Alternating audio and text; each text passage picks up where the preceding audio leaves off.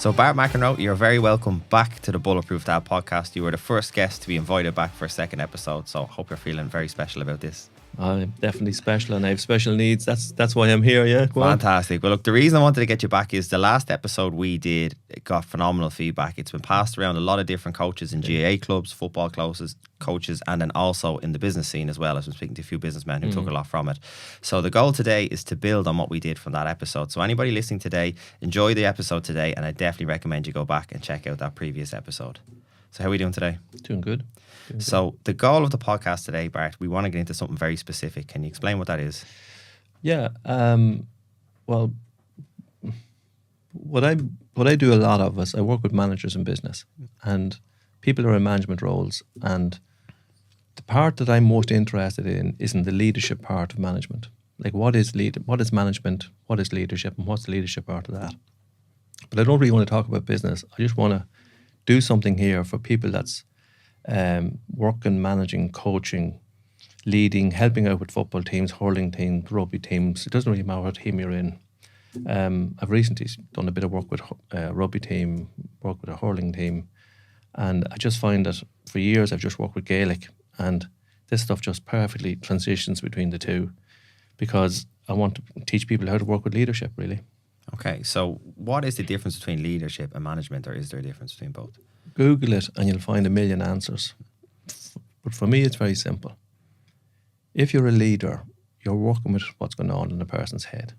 You're actually working with their mind. So, but we can talk about what I think mind is a little bit, but I don't want to get into that too much. I just want to get people to realise that if you're in leadership, you're actually working with what's going on in another person's head, and you're able to work with people's heads. Simple. Okay, so again, whether you're whatever sport you're in or whatever business you're in, you can see how that's going to apply today. Yeah. Okay, cool. So, like, first of all, before we get into what good leadership looks like what are the common mistakes that you'd see among leaders or people, whether it's business or sports related? Okay. Well, one of the main things I think people do is, one of the main mistakes to make is they think that the players can actually do what's in their own head. So the manager actually thinks that what's going on in their own head can somehow they can get what's in their head into the other players' heads.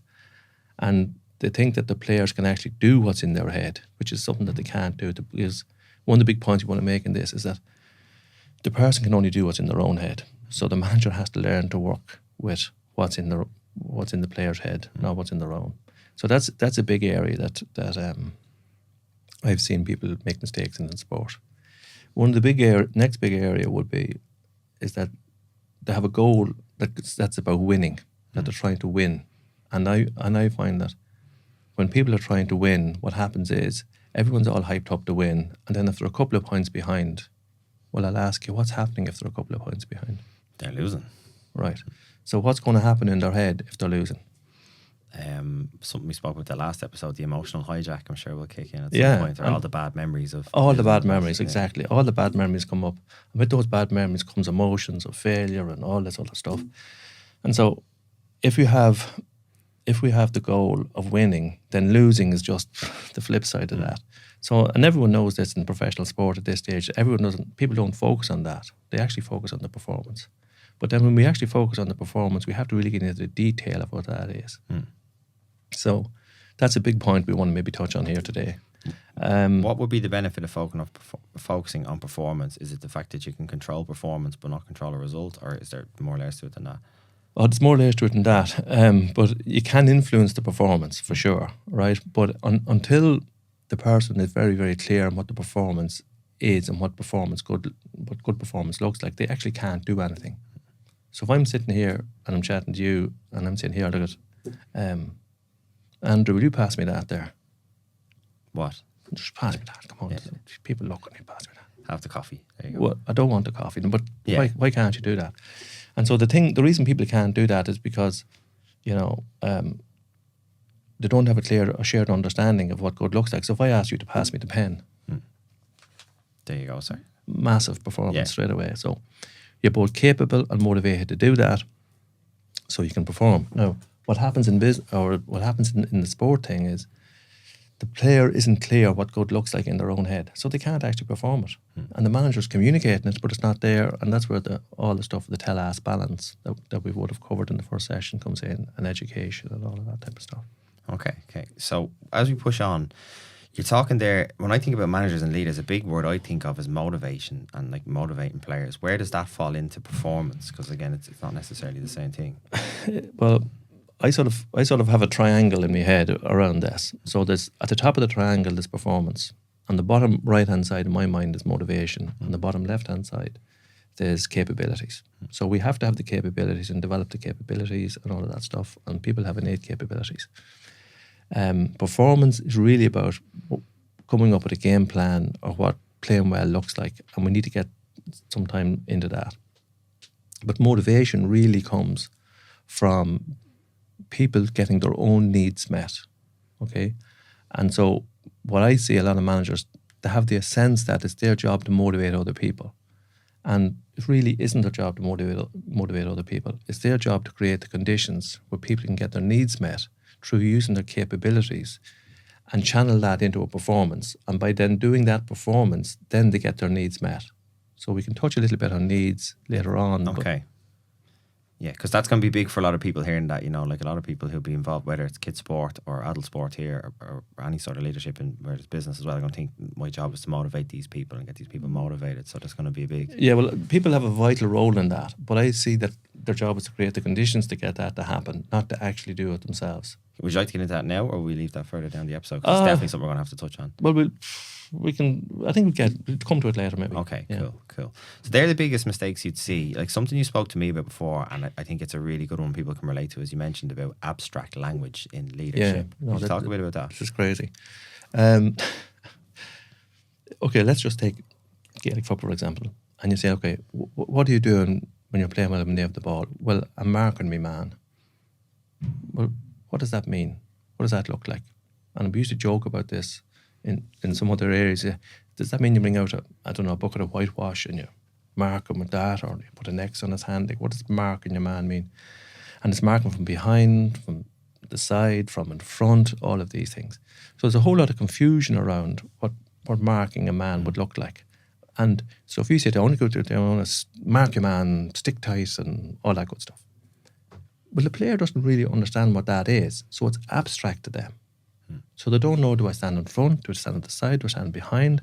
And then if the manager is trying to motivate the person through communicating at them when the game is going on, they'll end up shouting to the person, "Oh, you to mark your man." And what am I going to do?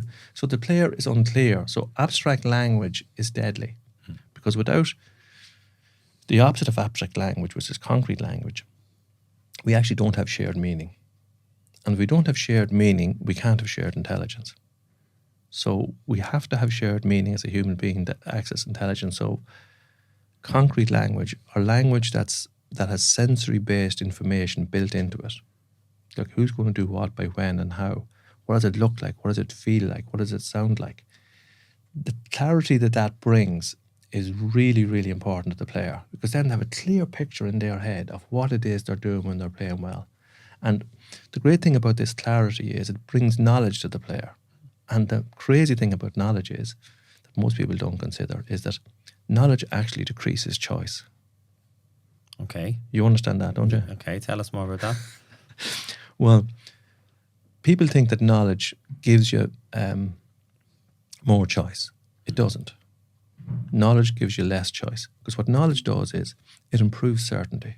Okay. And if you're clear on what it is you're supposed to do, you just do that. So if I was influencing a guy in Gaelic football to how to mark a man, I'd be saying you should be touch tight in front and going to win the ball.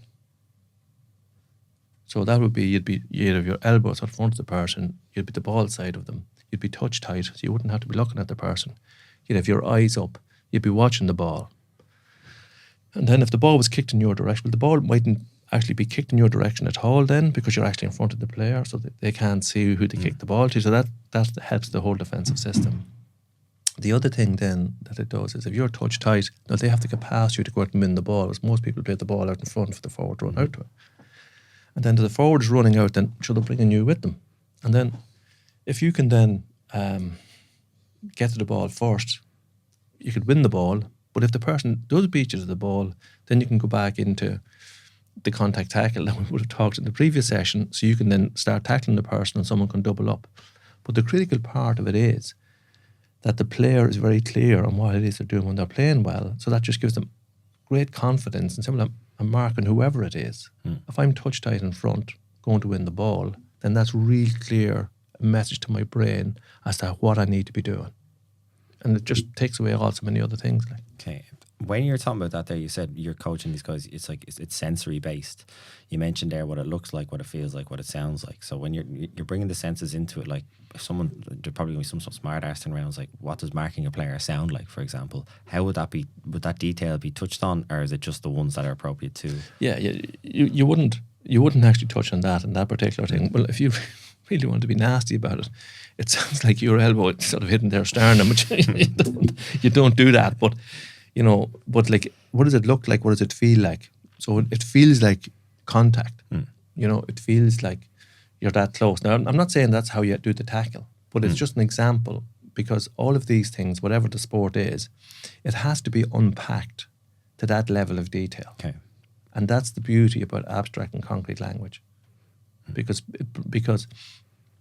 when you have unpacked the patterns of play or the performance down to concrete language, then there's shared understanding between the management and the coach. Then you can go and practice it, and then the player can, if they're thinking about how, you know, what do they need to do to get into the match the next day or the next evening or the next night, whatever it is, they're really clearly clear on where they need to go to in their own mind that brings them into compete mode in the game. Okay, so look, that's a lovely sentence, but if you unpack that, there's a lot in there. So what would be the process to get a team to this sort of level of detail and everybody buying in? Because again, we're a team of, it's a group of individuals.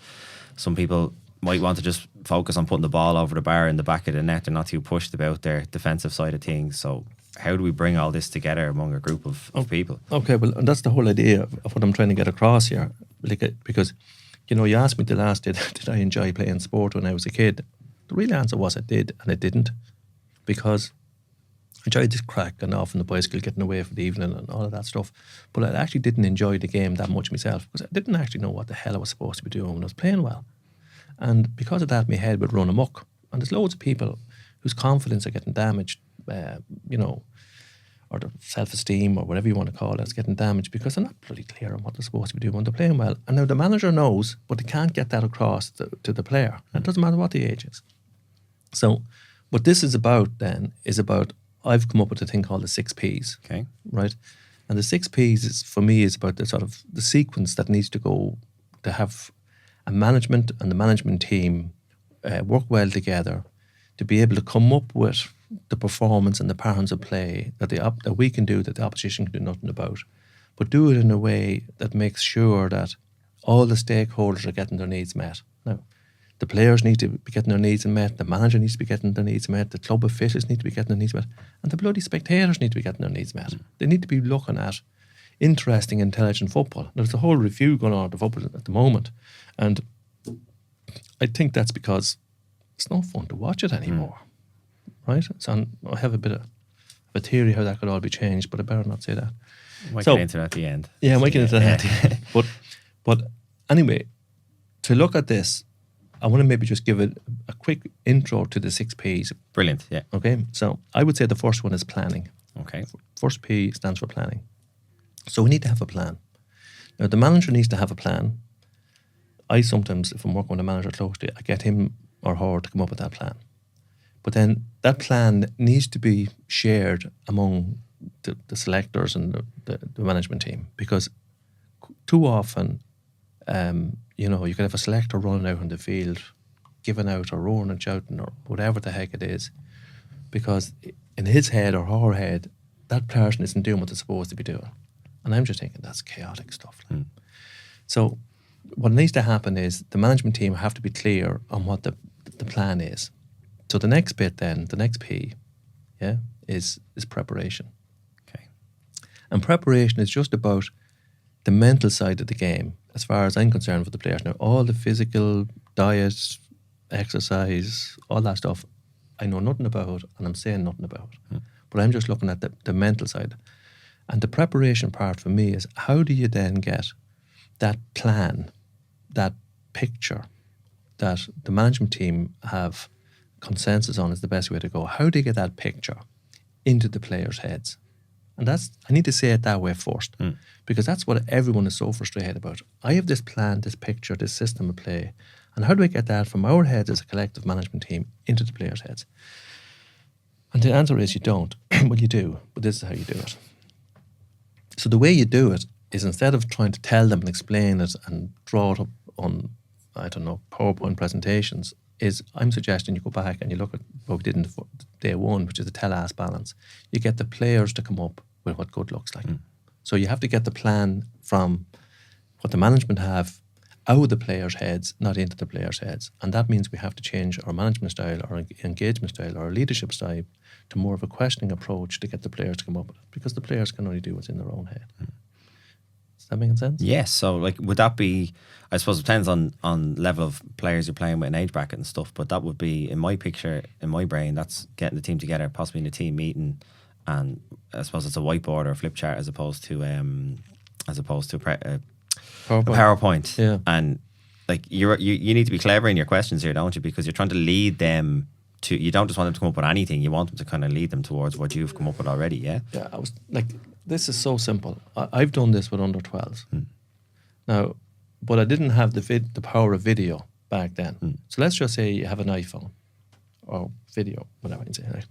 And you clip sort of the opposition attacking somebody, you getting a turnover, then people getting the ball, moving a one touch forward, and getting a good score, a collective team good score. That's all you need to do this. So what do?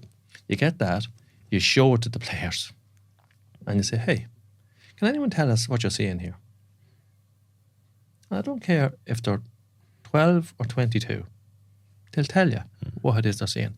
So straight away, you have them describing what good looks like, because you have them telling you what they're seeing. And you say, right, now, so that's us or that's somebody else. It's preferably, if it's your own video, it's better because your own people in it. So then you have them describing to you what good looks like. So that's how you get them to come up with it. Okay. It's rocket science, but it's so pretty simple. Yeah. Does that make sense? Yes, it does, definitely, yeah. Okay, so then once you have a bit of preparation done like that, and I want to go into this, the next thing you have to do is you have to practice that.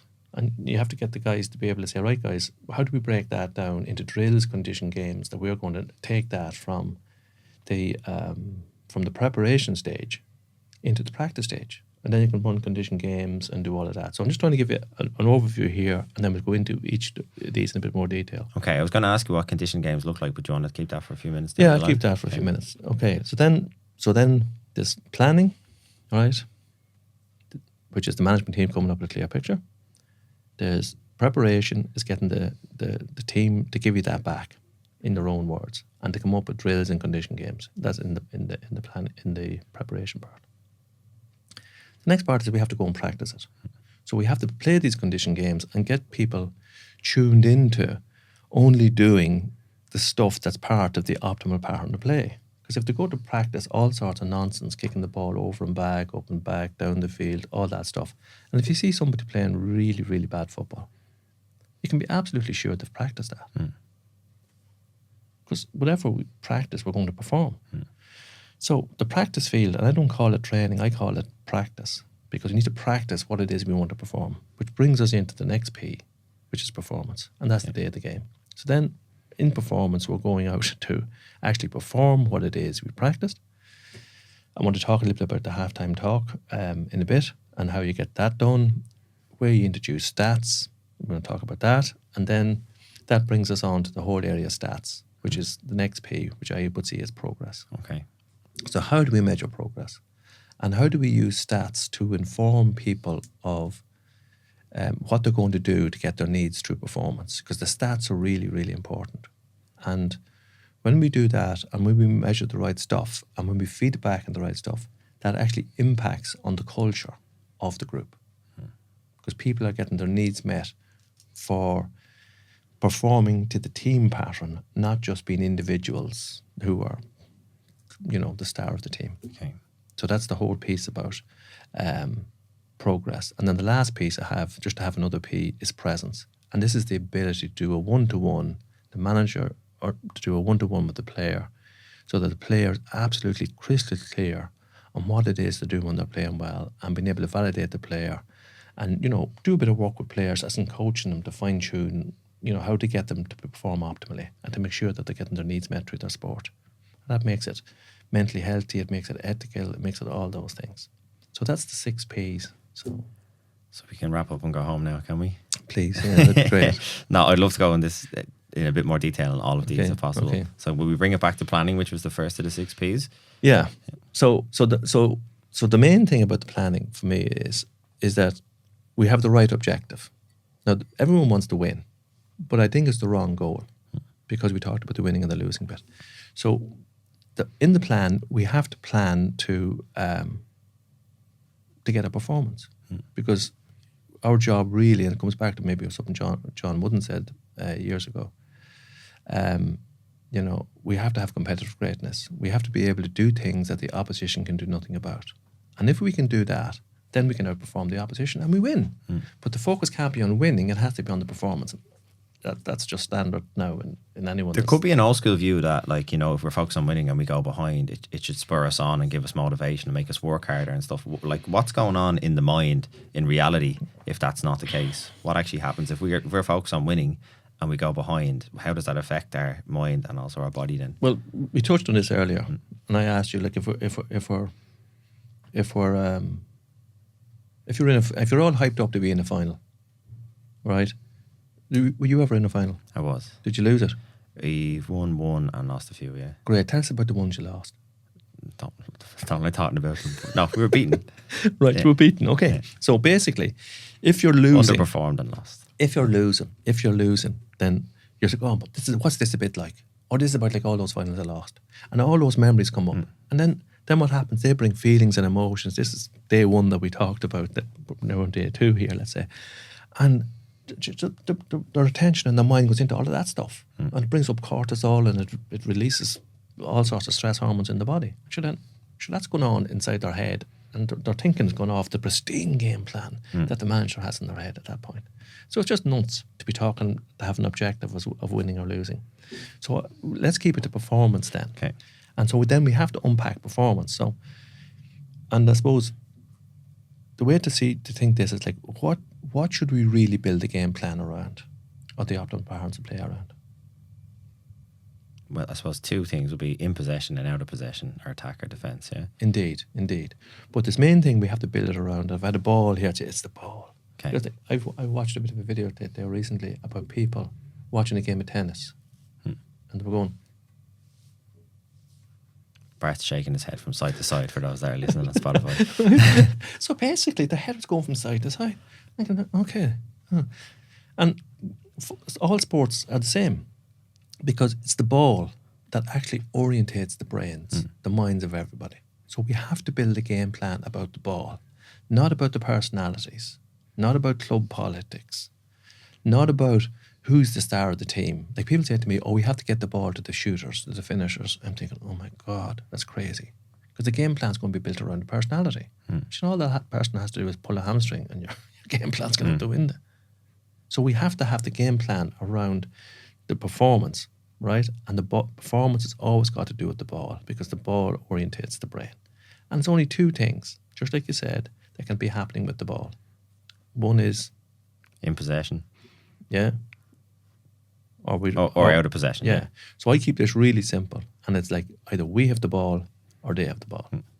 So if you're approaching a team and you want to get a work ethic going, right? Notice, if you want to get a work ethic going, what do you have to focus on first? Without the ball. Why? Because that tends to be where people can fall short when it comes to work ethic. Why? Because a lot of us tend to prefer being in possession than out of possession. That's part of the sport. We like to score and pass and do things. I don't want to fall into a coaching session with you on this, but you can see the questions where it's going. So the next thing you say, right, the main thing we have to focus on is when they have the ball. Why? And if you ask this to a group of players, they say, why do we have to focus on what happens when they have the ball first? Well, sure, we have to get it back for us to have it so we can do what we want to do. Great. So what do we need to focus on first? Well, we need to focus on when they have the ball. Okay. So when they have the ball, shall we say, in their full back line, what do we need to do? We need to get it off them. Okay. So how do we get it off them? We have to tackle. Then you say, well, what's a good tackle look like? Then you need to tackle and all that stuff. So you have to get my suggestion is you get the guys to come up with what we're going to do when we're playing well when they have the ball first. And then you get the guys to come up with what we're going to do when we have the ball. Now, you're not actually doing this yet, but you're thinking this through as a management team. Okay. So you work that out, what we're doing when they have the ball and we have the ball and what you'd like to see. So that's the critical thing about the game plan for the management team. There has to be consensus. And within that, you're looking at things like, what's the flight path of the ball going to be? What's that pattern to play? What are we going to do when they have the ball, I don't know, in their half-back line? Okay, so let's say they get to the centre field position. What are we doing? What's our defensive formation? And all that stuff is worked out. And it's nothing to do with the personalities at all. It's got to do with the patterns of play and the game plan. So that's the whole thing about the planning. And that needs to be absolutely clear and shared and discussed among the management team. Because then the management team are clear that if we do these things here, then these are things that we can do them, that the opposition can do nothing about them. So that's the planning piece. Cool. So where does that take us to next? Well, obviously, the next P is preparation. I've got my notes here. Preparation, right. So basically, it's like, I don't know, people can't see this, but let's see the plan was on this piece of paper. Yeah.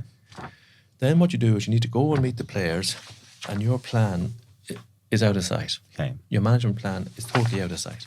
Because what you need to be able to do now as much as possible, using the tell-ask balance, which we talked about before, we need to be able to get the players to come up with your plan. So the job of the manager or the leader is, I would say, to work with the picture in the other people's heads, to get them to come up with your picture or better, using the tell-ask balance and getting the players to draw it out.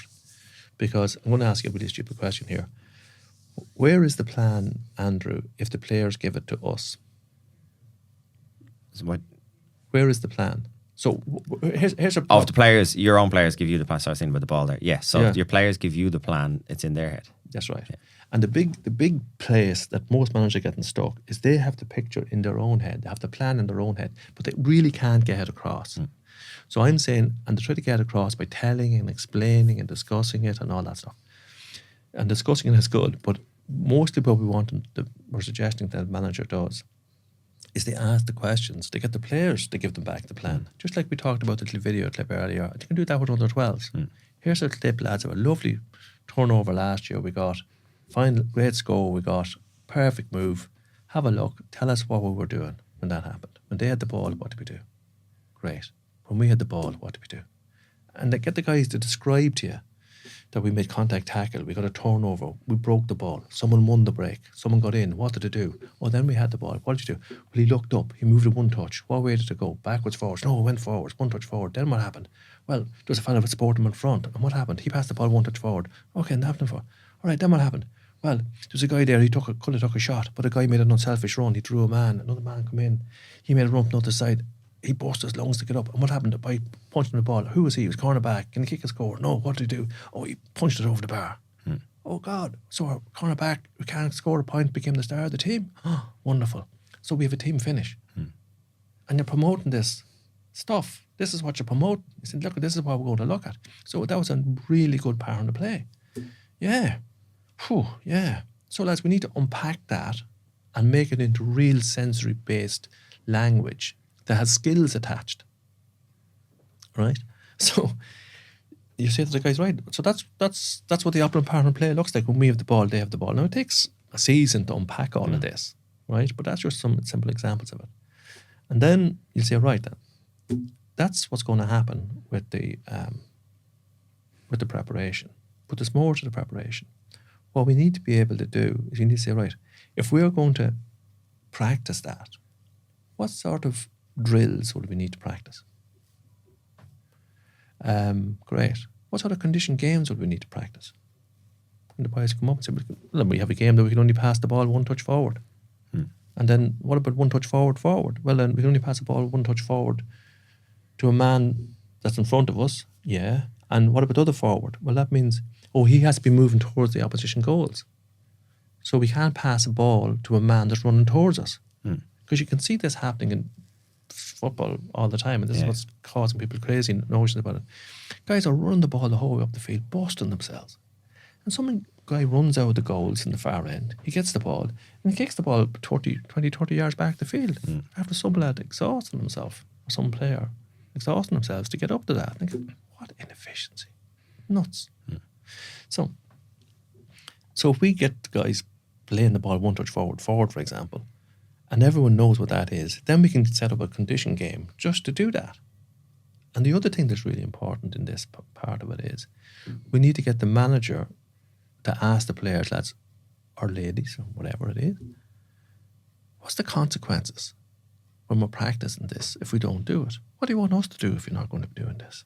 This is what you have to blow the whistle. Or you have to maybe give us press-ups or whatever it is. I'm not really into punishment, but we lose possession if we're not doing this. I'd say, okay. So then there's no need for the manager to be getting full of emotion and ranting, because the players have already made, the rules as to what needs to happen. So then you've all that worked out. And that's preparation. There may be some people listening to this who'll agree with everything you're saying, Bart, but they'll talk about, like, in a game, they'll question maybe how much control you can have. Like, there might be times where you have to pass the ball backwards, or you might have to take a step backwards depending on what's going on. And just given the context or the circumstances of what's happening in that pattern of play, it might possibly be the right thing to do in that moment in time. Like, how do you allow for that or manage that if it's gone against, say someone has to take a step back and rework it, recycle the ball, and end up getting a score a different way, but so that, it ended with a score, but yet it's gone against what possibly we're practicing in training. How would that be managed? It's totally acceptable. It's totally acceptable, because you have to play what's in front of you in the game. But my suggestion on that is that you first of all have to define the optimal patterns of play. Okay. And you're trying to, because if you see the perfect score, the optimal patterns of play normally come into play in that point. Now, and then what happens is the main reason that people have to pass the ball back, because there's no one supporting them from in front. No one has made those runs. And like I have this thing about the whole blanket defence thing in Gaelic games. And it's that if you walk or run the ball out of defence, you're guaranteeing that you're going to play against the blanket defence. Just because they have the time to get organised. They have all the time to get back. So every step you take, you can't run with the ball as fast as a person can sprint. So if you're carrying the ball out of defence, you're guaranteeing that your team is going to play against the blanket defence. And if you come out of defence, and if you pass the ball back a few times or sideways coming out of your own defence, you can be absolutely sure you're going to be playing against a blanket defence. And this maybe is what I think needs to happen with sport. I'll just give my little political view here. Is that if we weren't allowed to pass the ball backwards or sidewards, and that's extreme sidewards, in our own half, then Gaelic football would change instantly. Right. Instantly. Yeah, it would, yeah. It'd just be, all of this blanket defence stuff would be over. Yeah. Because that's what you're trying to get guys to do. Pass the ball one touch forward. And if you could kick it out of defence, wow. Right. And that's one of the things we would have done back in 2000 and whenever we were doing all that stuff with the boys in Dublin here. But you try to get the kick going. Yeah. Kick it out, kick to the link. Sure, that's old stuff now. But people aren't doing it. And the reason is because people aren't thinking about being the forward support to move the ball fast. So anyway, all this stuff has to be worked out in the planning and the preparation stage. And then we go to the field and we practice it. And we practice the drills, and we practice the condition games. Right? Mm-hmm. So when we're doing that, and we have the optimal pattern to play worked with the management team, with the players, then the manager then says, right, what are we going to do here? How are we going to get these guys tuned in? And so then I want to talk a little bit about how we do a progress review with players. And we want to work with the picture in their head. So what do we need to do? I'm going to have to ask you here because I'm talking far too much in this. If we want to review progress, what should we do? Review progress. I suppose the question is, what have we done well? Yes, exactly. So the first question is always that. And I like the question like this: what is working well? What is working well? Yeah, what is working well, and what has been performed What's well. different to that to what I said? I said, what have we done well versus what is working well? Not a lot, but I want to be a little bit pedantic because people are listening. I'd go exactly with what you're saying, but I want to make the point is we're talking about what's working. We're talking about the behaviour. We're not saying, look at here, Andrew, what the hell did you think you did well there? What did you do well? We don't want that. We don't want it personalised. Okay. Why not? Because it could trigger some emotions. It definitely will trigger emotions. Yeah. But we really want to ask the second question. And why are we asking the first question like that? What's working well? Because it starts off with a compliment. It validates the good things that we're doing. It settles me down, makes me feel probably good about myself and probably the team. So it gives the person a sense of security, a sense of control, and a sense of status, which are the three lower needs that motivate everybody. So it makes them strong and it gives them that they have some headspace that they can actually think about the next question. So rather than putting them on the back foot, giving them a criticism, if we ask them what's working well, we validate the three lower needs, it brings them up into privacy where the person can actually think. And we need people to be able to think under pressure, especially in a game, right? And, the England won the World Cup a number of years ago, I think it was 2003, and your man used to talk about thinking clearly under pressure. So we need to be able to develop a thinking player and people that think clearly under pressure. But for them to be able to do that, they have to be able to validate some parts of what they're doing in real time. Okay. And that's why we're asking this first question. So the first question is, what is working well? What is working well? Next question. What is not working well? Right. Yeah. What is not working well? And that's perfect. Now, I want to just put a slight tail in that, right? So if I say to you, okay, Andrew, what's not working well in your gym? And you go, right? All this thing flashes in, right?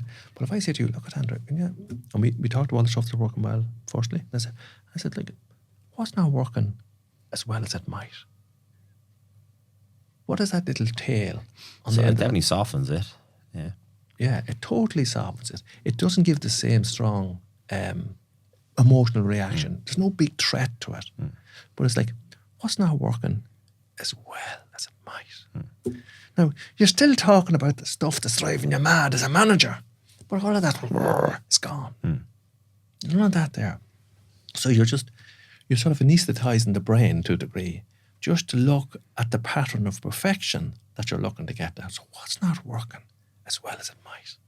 And you could reduce your tonality, or we call it prosody in psychology, your tonality and your pace and your empathy and your body language, just to relax the part, say, what's not working as well as it might?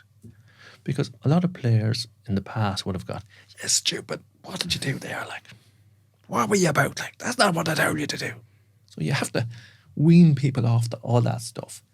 But you don't want to get all that emotional stuff being bleh. It's like you go to a lovely spring well in the countryside and the water is spring water, you can drink it, it's lovely, beautiful, absolutely.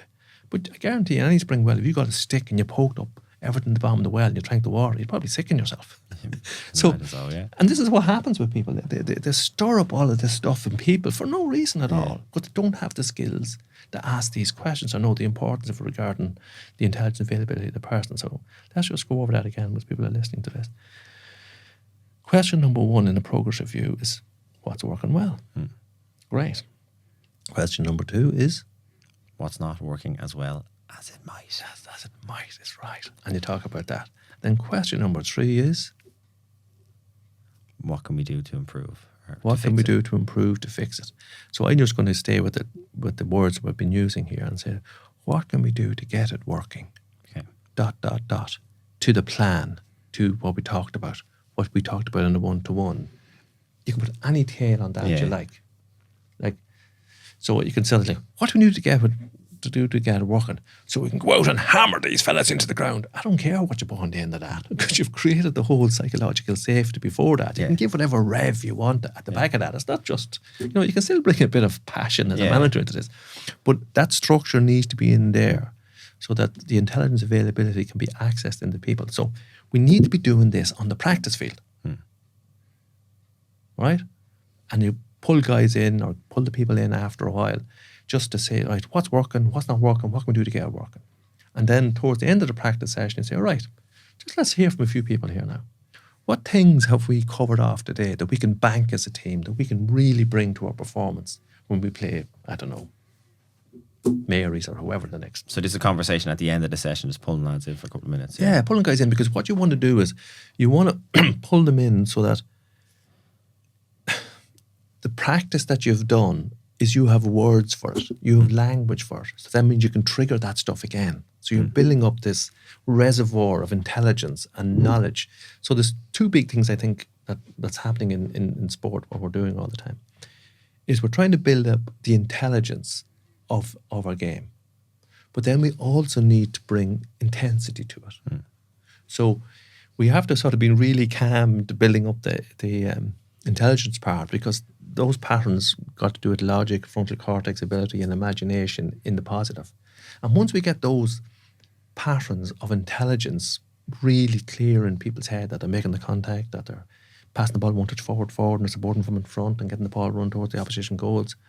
Once you have that stuff in place, then they say, okay guys, let's put a bit of onto that. Yeah. Because we have to play with intelligent intensity. Because if the opposition come with so much intensity that we can't handle it, then that's going to blow our amygdala, and it's going to blow our ability to see the bigger picture and play from the higher place. So we have to build this up all the time in practice. Okay. So that's practice. Okay. Does that take us to our next speed then? Which is? Performance. And performance is the day of the game. Yeah. So the day of the game, the morning of the game, you might be thinking, right, we've a couple of 2 or 3 things that we're going to bring to this opposition here. And you might have talked through or a walk through on that. Right, we all clear on what we're trying to bring today, yeah, because we have this and this banked, and now today we're working on that. So we might be working on controlled contact in the middle of the field, kick-outs, there kick-outs. We might be, it depends on all part of what it is. We might be working on really the team finish, because last week we had some fella scored 2-5. He's now the bloody star of the team. And that's a complete liability.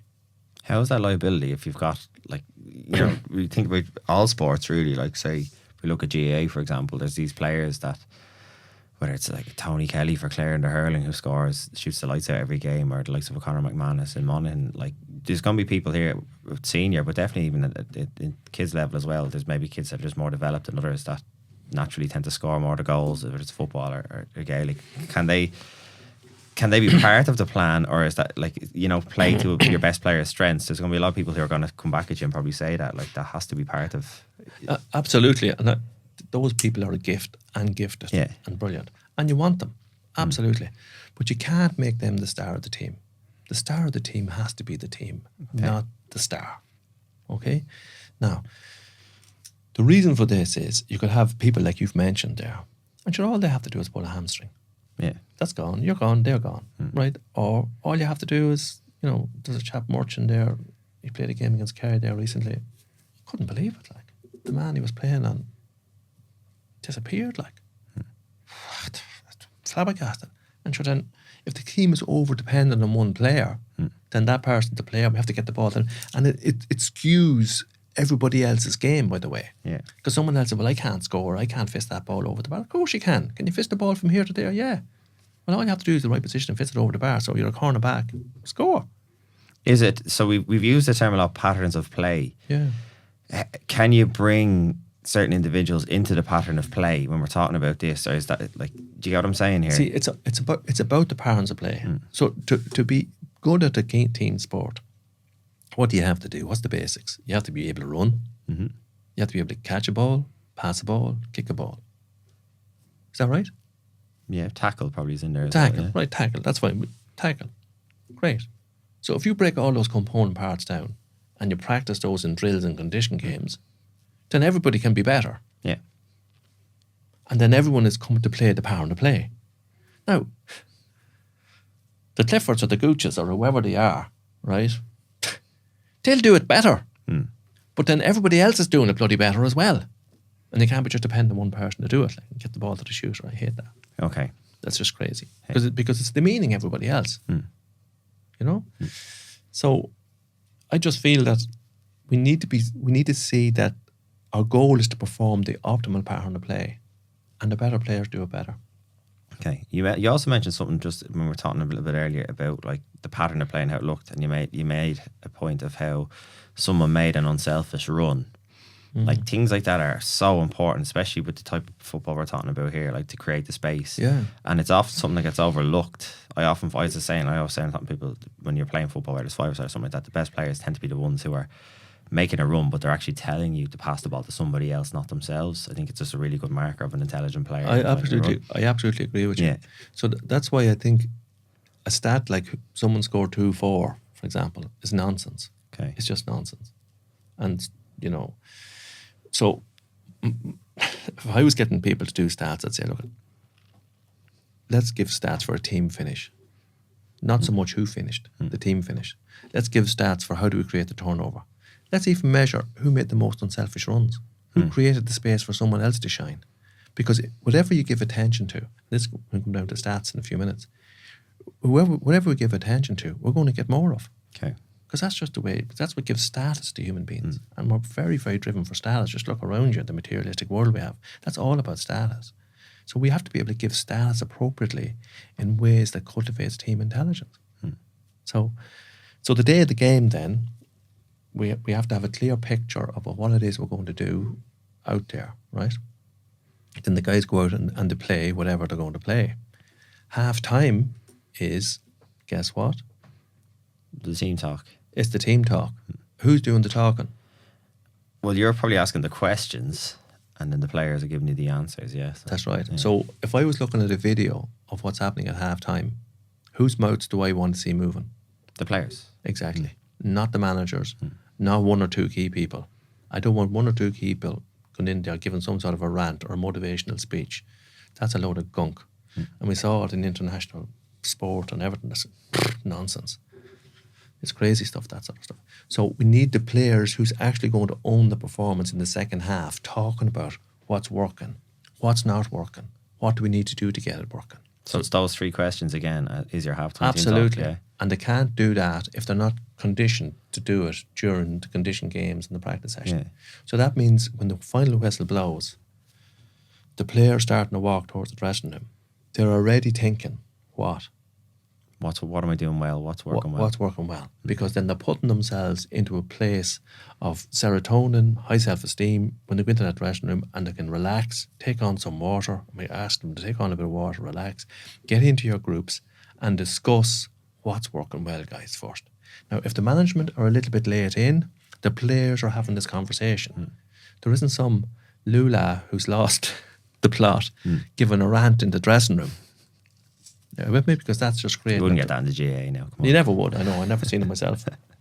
Right, and so what you're doing, that's creating a completely toxic scenario. So the guys are going in, they're relaxing, they're sitting in their groups, and they're talking about, and the subs that may go on are sitting in those groups as well. Okay. Not the subs out kicking around in the middle of the field. That's bleh. How would you organise the groups? Would you do forwards together, backs together? Does it matter? Put them in their lines. Just simple. Yeah. Right, so that's very simple. You have the answer. So next thing, I'm saying the stats, I think, should come, if you're playing 35 minutes, the stats should come to the management team on 30 minutes. So then the management team have a chance to look at the stats, see what's happening, discuss what's working, what's not working, what's working for us, what's working with the opposition, what changes or adjustments do we need to make at half time. And then when the final whistle blows, the management team are able to walk off that field and go in and be part of this halftime team talk. Okay. Not 2 or 3 managers standing there for 10 or 15 minutes and then going in and shouting a couple of things at players, and you don't know what melee is happening in the dressing room. Yeah. So all of this stuff needs to be a bit better choreographed. So that's really about, the whole piece about the day of the game and a halftime. Now, when we get into halftime, I think if we're making change at halftime, the players need to be told that immediately at the start of halftime. Why is that? Because when you could have a sub that's coming in, and he's there, will I get on? No, will I not get on? Saying, yeah, buddy, you're in. It's the name of that group. You're in now straight away. So he can talk to him, what's your man like? What's he doing? What's he doing? Switched on, yeah. So he switched on. He says, okay, so what's working? What's not working? And Like fellas go in to have that. I've seen this so many times. You're in there and you have your half time, whatever it was, schmozzle, and then by the way, we're changing this fella and that fella and the other fella. Huh, right, oh, you know what? Am I? Oh, yeah, right. It's like, no preparation at all. So straight away. What about the opposite side of that, where like if someone finds out they're coming off at the very start of the half, it could be very noticeable how dejected they are, how upset they are. Like, can that affect the mood in the dressing room as well? Of course it could. Yeah. If that guy is immature, if that guy is personally very immature. Yeah. Okay. So we're looking at saying, right, this is a team game. The subs coming in. Like if you look at international rugby, sure, 60 minutes in, there's 5 lads on. Yeah. So let's get with the program here. It's not just about you. If you're going to be sulking, then we need to do a bit of work with you in a one-to-one, that you don't be in that place and send that vibe out to everybody. Okay. So like there's something wrong with that person's sense of control or sense of status. They need a bit of one-to-one work. Yeah, that's no problem. Good point. Okay. Yeah. So where are we up to? We're still in performance match day. Well, that's more We're at half time at the moment. Yeah, I think the whole thing of a manager doing a rant at half time is nonsense. I have to just say that. And people who promote that say, oh, they must have got a great big talking at half time. That's just nonsense. And I think if a manager goes in and does do a rant at half time and the team do turn around and play better in the second half, I think that's a complete disaster for both the management and the team, because that's setting up the precedence that all I have to do to get you guys to play better is for me to roar and shout and give a rant. Nonsense. I just think that's crazy. It has to go. Okay. Is there ever a time where it could be used? Well, I'll quote Mickey Harte. You're allowed 1 rant a year. Okay. That's it. So use it wisely, yeah. That's just to make yourself feel better. I'd say, well, anything, yeah, but sometimes it does. Does the rant has to be more about a lack of intensity or effort, does it, as opposed to performance? Yeah, because sometimes like, okay, you've done all the intelligent work, you've gone through the intensity, but for some reason the guys aren't just getting to it. Just you can do a bit of it, but you don't lose control. Like I just heard recently of a guy, and he basically humiliated a guy in the dressing room. Right, that was regular fare, you know. That was regular fare. Now the problem is, the rest of the players turned on the manager. Yeah, he's lost the dressing room. He's gone. Yeah. There's no winners there at all, and the team went out and were useless the second half anyway, because they're all. So it's crazy. So this whole thing of understanding the stuff we talked about in the first thing and the emotional hijack and stuff, that's critical. Huge, yeah. It's a foundation to all of this. We're an hour in. Talk to us. What's the next bit we need to do? We're on to our next P, which is progress. We've played the game. We've made our halftime subs. We've performed in the second half. Now we're on to progress, the 5th P. Right. Okay. So my thing about stats is this. It's my understanding of stats. So progress is all based around stats. Is what you progress mentioned is stats. How do we measure stuff? The stats need to be breakdowns, measures of the optimal power on the play. They need to be the number of contact tackles, the number of one-touch forwards, the number of team finishes, the number of times we control centre field. Now, control centre field is not about one guy going up winning a glorious high catch. That's nonsense, I think.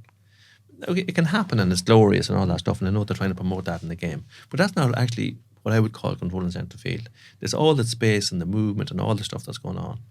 And like, say we control centre field by someone going up, making contact on the ball, breaking the ball, some fella going in, winning that break, getting that ball, moving a one-touch forward to a man that was moving towards the opposition goals.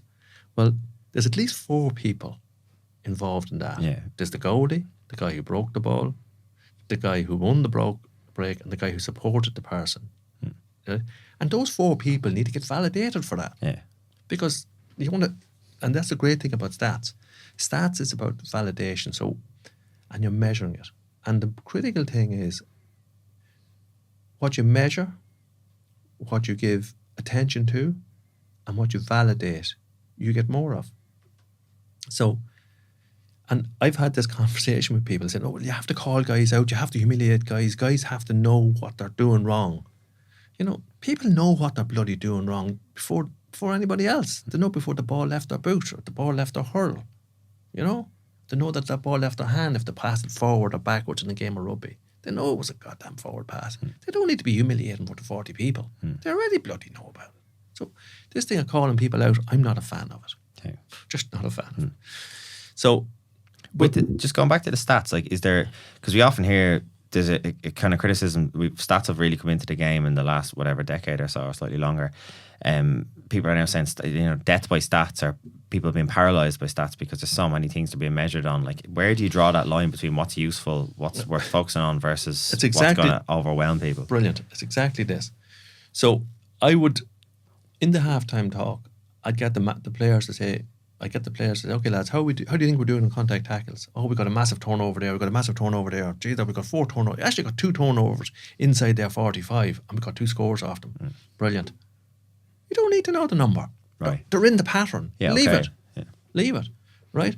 Or you're going along and you're doing a training session or practice session, and you have a person in there, and they're making all the unselfish runs, and they're not scoring, and they're doing turnovers and whatever else, and you're saying, well, who's getting the jersey? The boy who's getting the jersey is a person who's doing all the work, and you need to have the stats to prove it. So then the good players learn that they have to work hard too.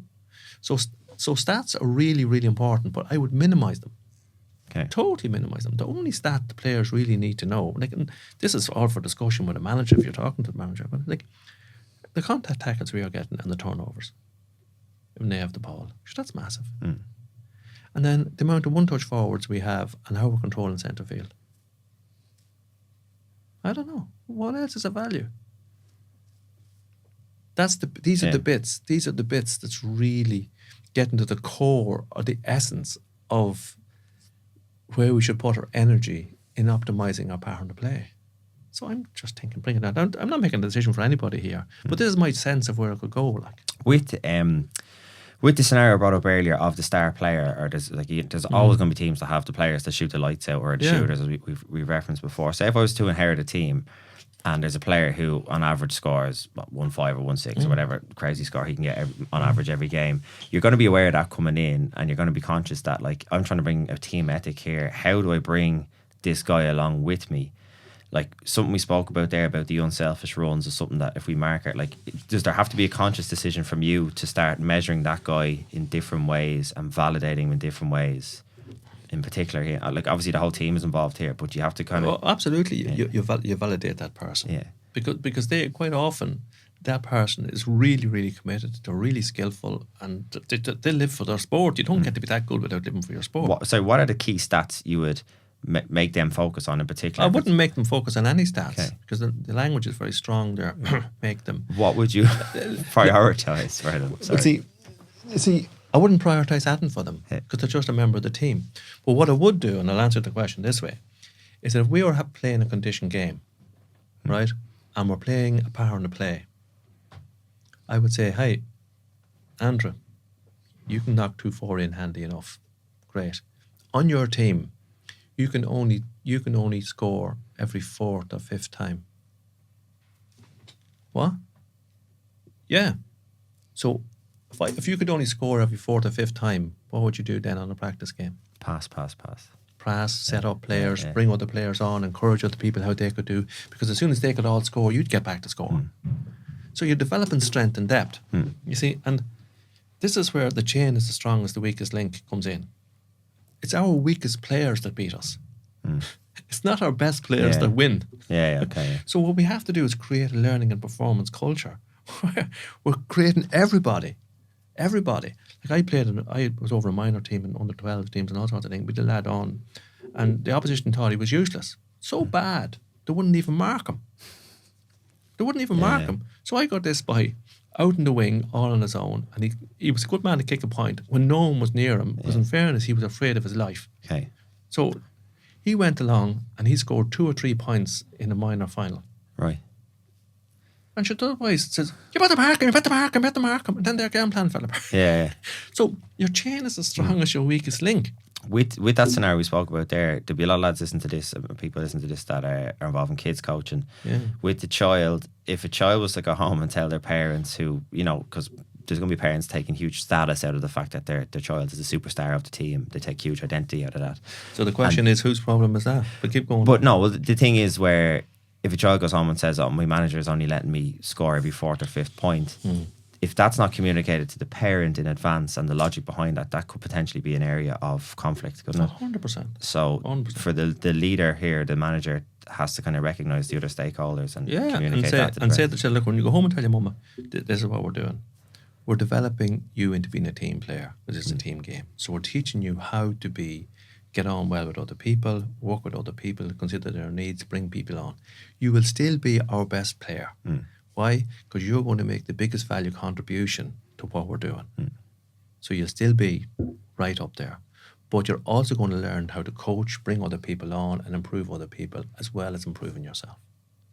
And the players need to communicate that to the parents.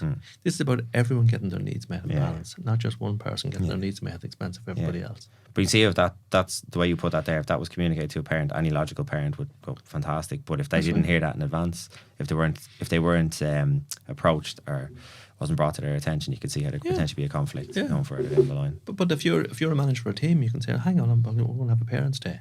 This is what we're about. We want to develop a pattern of play. We want to develop team finishes. We want to do this. We want to do that. And we're going to be asking you to get your child to pass the ball one touch forward if needs be. Because they're going to come and say, well, look, my fella's great at soloing. You can solo the whole length of the field. Oh, that's great. What's everyone else supposed to do when he's doing that? Oh, I don't know, just clear the path for him? Right. Yeah, no, good point, yeah. Are you happy with progress? Do you want to move on to our final P, or is there anything else you want to cover with stats? Sorry if I threw you a bit off course there. No, there's probably other ideas in there I had on progress.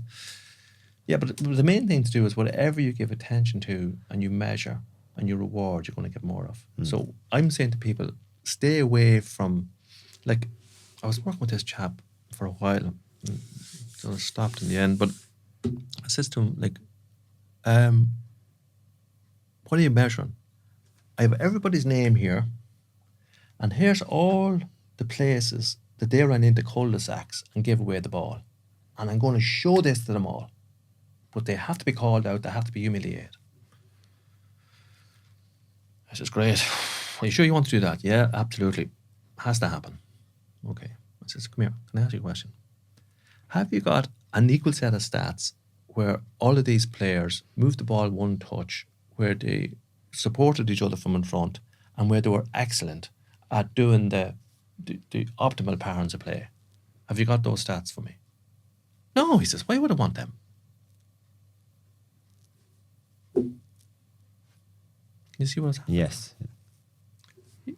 The person just wanted to humiliate the people on what they did wrong. Just focus on what's going wrong, yes. And I'm thinking, that's crazy. That's creating a toxic environment. That's crazy. It's nuts. So all we have to do is, like, I'm going to tell them what they're doing wrong. Great. Have you got them to tell you what they're doing when they're working right first? No. But should they know? I've told them. Okay, time to move on, Bart. Right, okay. Time to move on.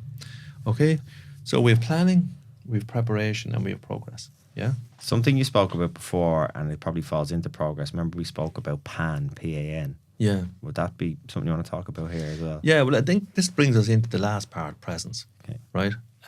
Because I'm just saying presence, because this is really about creating the conditions so the player can be totally present to what's actually happening on the field.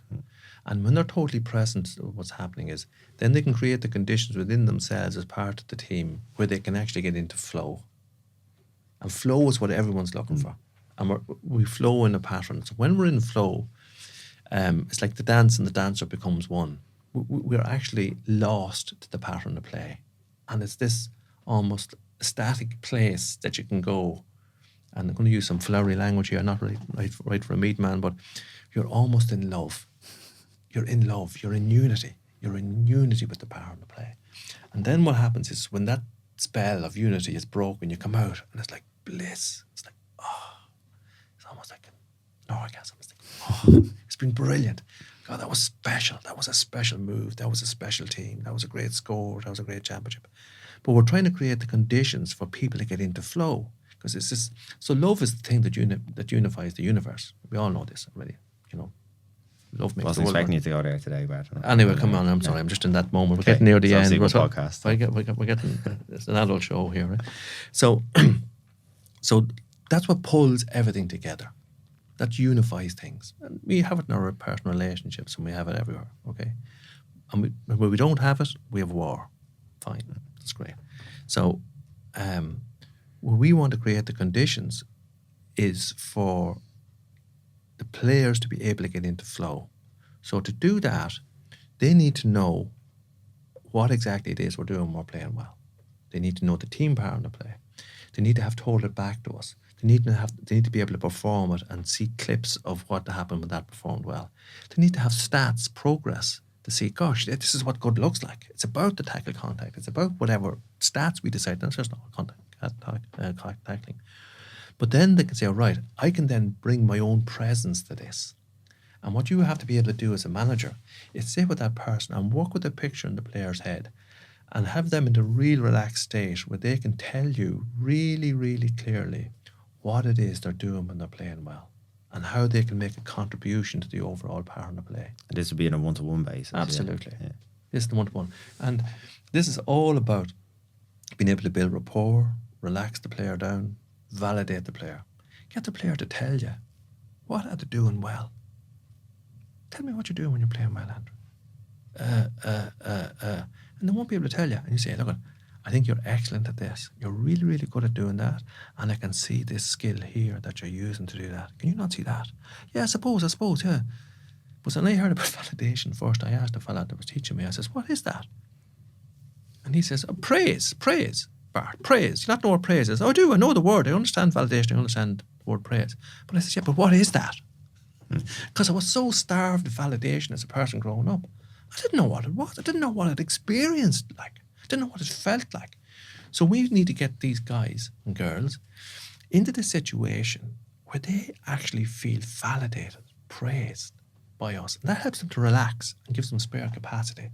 And then they can see that this needs to relate to what they actually are doing as part of the team, the contribution they're making to the team, and they're getting their needs met by doing this.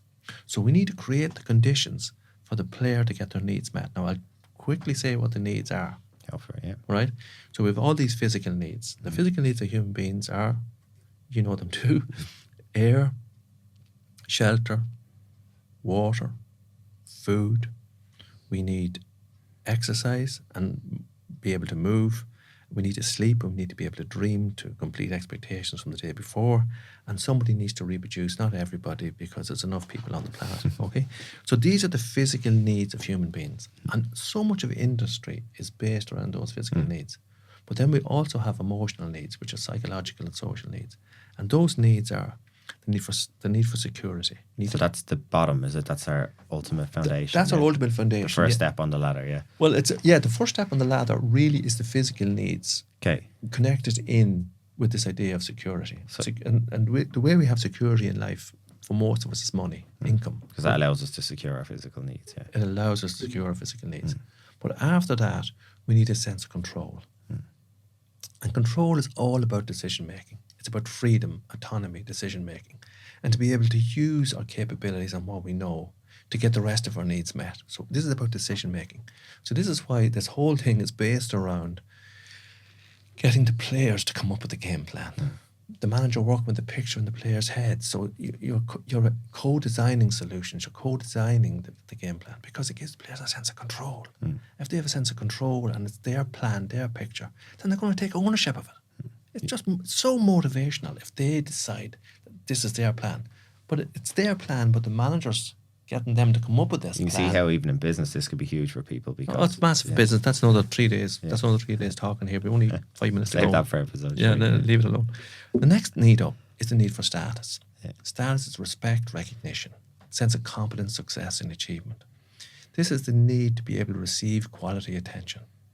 And this allays the fear of rejection. Because the fear of rejection is the fear that we're all born with. Because we can't be rejected because we don't get attachment when we're kids and we don't get attunement, which sets the nerve system at a certain level. So this whole idea of status, and the GA are on the money here. This is give respect, get respect. Beautiful. That's all about status. So if we don't have that, we're going nowhere. But we need to design the whole system around the idea that people can get their need for status met, to get respect and recognition. Now, essentially, what's behind status is what I think of myself and what I think other people think of me. Now, this has got a lot of abuse in young people today, and a lot of hardship comes from this. But people need to be educated to see themselves in a good light and, you know, not to be too overly concerned about what other people think about them. Because the reality is other people don't actually bloody think about you at all. So anyway, So that's it's what we think other people are thinking about. Yes, Yeah. but we need to just we need to be validated by the significant people in our lives, which makes us strong and give us robustness in that whole area of status. The next need up is the need for privacy, which is the need to chill, put things in perspective, stand back, consolidate experiences. And when we have privacy, it allows our brain, our limbic system to relax, and it allows our frontal cortex to become available, where we can think and see things in the bigger picture. So that's really, really important. The next big need up is teamwork. And teamwork is all about being a social species. It's all about friendship, fun, love, and intimacy of mind. Now, intimacy of body is a physical need. Intimacy of mind is what we're looking for here. And that is the critical need that needs to be happening in a team. That's the key motivator you're looking for, because it's a sense of fairness. There's a sense of we're doing this for everyone else, and it's reciprocity, this give and take. So you have to create the conditions for people to get into teamwork. And this is you start this by educating people in a one-to-one to go to this. Two other needs. One is learning, which is really about stretch, meaning, having a sense that I'm evolving, I'm growing, and going somewhere, that this sport is really meaningful to me. And the last one is a sense of purpose, that I'm part of something greater than myself. So these are the needs that keep people emotionally healthy. And these are the needs that if we get them met in an environment, it means that we're creating ethical conditions for people to work at. And if you see some of those horrors that's in the world at the moment, you could look at Ukraine or you could look at Israel and whatever. And in a way, what's so toxic about all of that? And it's this. There's a few people trying to get their needs met at the expense of the many. And that's what a cult is. Yeah. That doesn't work. You can't have a few people getting their needs met at the expense of everybody else. It makes everything toxic. So we need to know that when we're doing a one-to-one with a player, that this is what we're working with, right? And if a player isn't working well, if a player has personal problems or issues, it's because these needs aren't being met. So if we can create the conditions or work with the person to help them to come up with solid plans and action steps to get these needs met, the person then doesn't have those personal problems. And then it's only then when the personal problems are abated that they can actually be concerned about the team problem. Because they need the spare capacity. They can say, oh, well, how the hell are we going to outperform these guys? And these guys are very good in this and that. And okay. So once they have a shared problem, then they can develop a shared purpose, which is to perform the optimum power of play. So within this whole one-to-one stuff is really where the one-to-one coaching comes in between the manager. But this idea of the needs is a template for the manager to make sure that he's creating the conditions for the player to be in the right headspace. So the player can be present to get into flow to perform at their best. Beautiful summary. Okay. Is there anything else you'd like to add to that before we wrap up? There's one thing, and it's a little skill called next time. Okay. Right? You could see a player and they've done tremendous work. They got a great position. They took up a great position. They went and they won a ball. They turned, they twisted. The better player, they're the last man up or the last person up. They've known to be, there's no forward support, so they have to go for it, which is brilliant, right? They go for it. They pass the person, they go around them, they take a hop or a solo. They're in the space. They go along, it's just them and the goalie, right? And the next thing to do is to drop the ball to their foot, perfectly balanced. Just bang, make contact with that ball. Ball hits the bloody crossbar, goes out, wide or whatever. They lose the match. Now what the player does is, what do you think that player's likely to do? I cost us the match. I'm a loser, I'm a failure. And they beat themselves up, right? And what they do in doing that, and if they're allowed to do that by the coach has really allowed them that coach has really let them down. So what I'm thinking, we have a little exercise here called next time. So what to do is, instead of rehearsing all of the bad stuff and the consequences and all that good stuff, what you get the person to do is say, okay, can you tell me what you did well there? And they say, well, I took up a great position. I sensed the ball was coming. And what did you do?